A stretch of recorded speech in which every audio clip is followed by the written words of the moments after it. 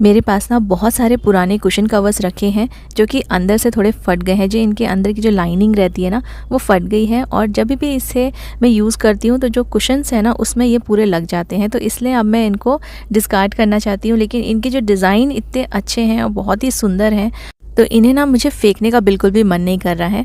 और काफ़ी कलरफुल भी हैं, इसमें कई सारे कलर्स यूज़ हुए हैं। तो चलिए इसको मैं किस तरह से यूज़ कर रही हूँ अब मैं वो बताती हूँ, क्योंकि बिल्कुल इन्हें मैं फेंकना नहीं चाहती, क्योंकि इसका डिज़ाइन काफ़ी अच्छा है और कलरफुल है। तो इन सारे कुशन कवर्स को लाइन से लगा कर ना मैं कॉर्नर कॉर्नर से स्टिच करने वाली हूँ, और स्टिच करने के बाद इसे मैं यूज़ करूँगी अपने बेड पे एज अ मैट। जैसे हम रनर यूज़ करते हैं ना, रनर या फिर मैट की तरह आप इसे यूज़ कर सकते हैं, बेड रनर, या फिर आप इसे अपने डाइनिंग टेबल या कॉफ़ी टेबल रनर की तरह भी यूज़ कर सकते हैं। क्योंकि इसका थोड़ा सा ब्रॉडनेस बड़ा है, कुशन 16 बाई 16 इंचेस के कुशन कवर्स हैं ये। तो इसको आप या तो बेड पे यूज़ कर सकते हैं, या फिर आप अपने डाइनिंग टेबल पे यूज़ कर सकते हैं। कॉफ़ी टेबल के लिए थोड़ा सा ये बड़ा हो जाएगा, ब्रॉड है। तो इसको ना बस कॉर्नर कॉर्नर से मैं स्टिच करूँगी, पूरा स्टिच नहीं करना है, सिर्फ आपको छोटा सा पोर्शन इसका कॉर्नर का स्टिच करना है। तो मैंने इसे हाथ से ही स्टिच किया है, और देखिए बहुत ही सुंदर सा बेड रनर बन के रेडी है। जैसे होटल्स के रूम वगैरह में आपने देखा होगा, वहाँ पे बेड पे रनर डाल के रखते हैं ना, तो बेड बहुत ही ज़्यादा सुंदर लगता है। और कुशन कवर्स हैं और कॉटन के हैं, तो इसे वॉश करना और रीयूज़ करना भी ईजी रहेगा। और देखिए पुराने थे, फट गए थे, इनको इस तरह से मैंने यूटिलाइज़ कर लिया है। इसके डिज़ाइंस बहुत अच्छे थे और ऊपर का कपड़ा बहुत अच्छा था, इसलिए मैंने इसे बेड के ऊपर बेड रनर की तरह यूज़ किया है और उसके लिए ही बनाया है। आप इसे फ्लोर मैट की तरह भी यूज़ कर सकते हैं, या फिर रग्स की तरह भी यूज़ कर सकते हैं। पुराने कुशन कवर्स की जगह पे अगर आपके पास पिलो कवर्स होंगे ना, तो पिलो कवर से भी रग्स वगैरह बहुत ही अच्छे से बन जाएंगे। इनफैक्ट पुरानी जो बेडशीट्स होती है कई जगह से फट जाती है, तो उसको भी आप जो कटा हुआ पोर्शन है, जो ख़राब पोर्शन है, उसे कट करके आप इस तरह से रनर या फिर फ्लोर मैट्स बना सकते हैं।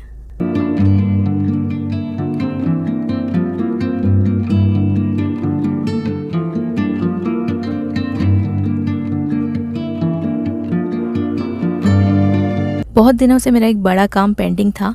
जो मेरा ड्रेसिंग एरिया है ये मैं अपने मिरर के पीछे ही रखती हूँ। यहाँ पे शेल्फ्स बने हुए हैं, कैबिनेट जैसा है, और इसको ना यूज़ कर के चीज़ें यहाँ पे जमा होती जा रही हैं और काफ़ी अनटाइडी हो गया है। ऐसा कई बार हो जाता है कि कुछ चीज़ें हम ऑर्गेनाइज़ तो करते हैं, लेकिन यूज़ करते करते सामान ना कभी कभी जल्दी जल्दी में हम ऐसे ही वहाँ पे रखते जाते हैं, और एक के बाद एक वहाँ पे सारे सामान जमा होते जाते हैं। तो देखिए मेरे पास इतने सारे स्क्रंचीज़ भी हैं, ये सब मेरी बेटी के हैं, जो कि काफ़ी अनटाइडी हो गया है। उसके लिए ना मैं एक ये रोल यूज़ करूँगी।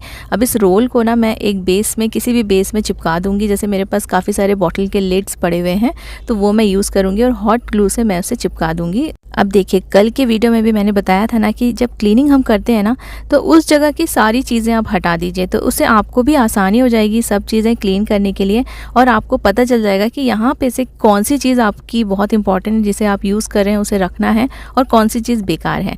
अब ये वाले जो मेरे ब्रश हैं ये भी काफ़ी गंदे हो गए हैं, और इसको भी बहुत ही आसानी से ना, इसको ईजी तरीके से क्लीन करना भी आपके साथ शेयर करूँगी।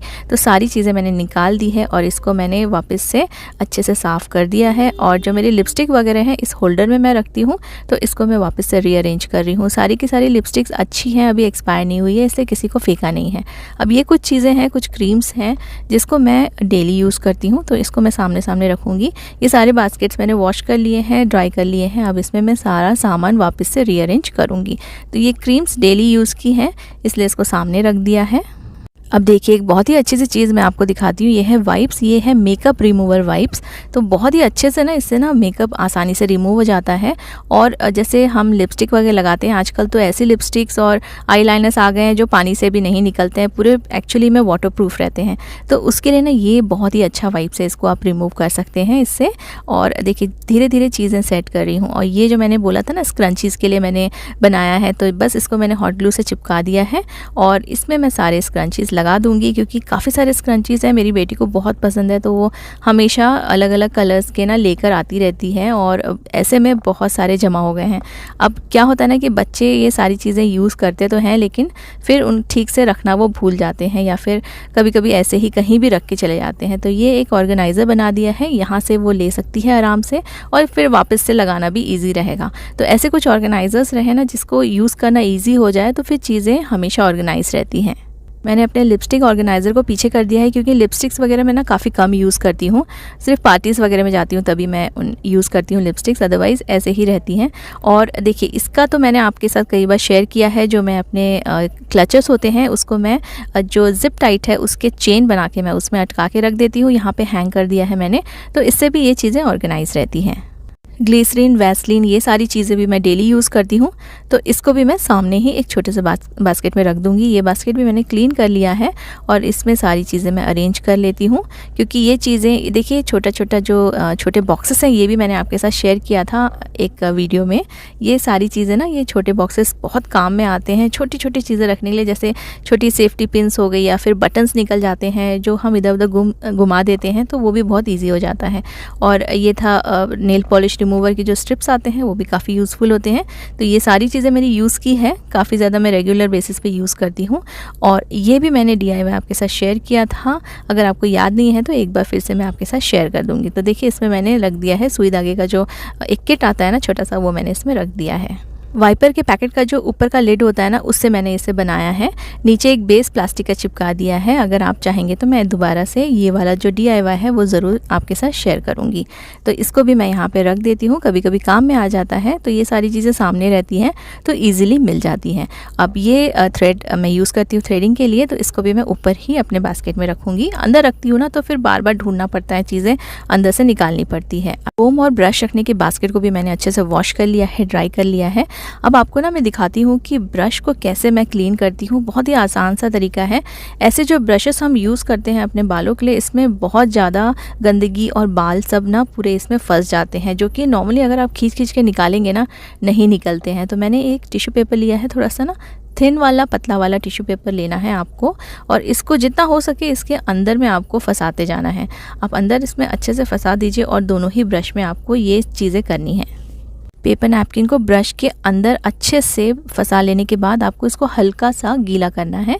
अब जब हल्का सा गीला करेंगे ना, तो जो नैपकिन है काफ़ी अच्छे से गीला हो जाएगा। बहुत ज़्यादा नहीं करना है, थोड़ा सा पानी छिड़क देना है और फिर आप धीरे धीरे से ये नैपकिन को खींचते हुए निकाल लीजिए। इससे जितने भी बाल हैं ना, सब इसमें से फंस के निकल जाएंगे और साथ साथ में अंदर का जो ब्रश है, ब्रश का जो बेस होता है, वो भी क्लीन होता जाएगा और आसानी से ना ये क्लीन हो जाएंगे। तो दोनों ही ब्रश मैंने इस तरह से क्लीन कर लिए हैं। काफ़ी ईजी है, टाइम भी कम लगता है और अंदर से ना पूरा बेस के साथ ये क्लीन हो जाते हैं। तो चलिए मैं जितने भी कोम्स हैं और ब्रश हैं, इनको मैं अलग अलग रखती हूँ। कोम्स मोस्टली डेली यूज़ के लिए हम लोग यूज़ करते हैं और जो ब्रश है वो कभी कभी यूज़ में आता है, तो दोनों को अलग अलग कर दिया है। इनको मैं पीछे की तरफ रख दूँगी। जो बास्केट, जो चीज़ें मैंने जो ज़्यादा यूज़ में आती है, वो वाला बास्केट मैंने आगे रख दिया है। तो देखिए ये सारी चीज़ें अच्छे से अरेंज हो गई हैं। अब जो छोटे छोटे से जो रबर बैंड्स होते हैं, क्लिप्स होती है, पिन्स होती हैं, उसके लिए मैं ये वाला ऑर्गेनाइज़र यूज़ करती हूँ। प्लास्टिक का बॉक्स है, आपको ईजिली कहीं भी मिल जाएगा, किसी भी सुपरमार्केट में, या फिर आप अमेज़ॉन से भी ले सकते हैं। तो इसमें छोटी छोटी चीज़ें भी ऑर्गेनाइज रहती हैं और अच्छे से रहती हैं, गंदी भी नहीं होती हैं।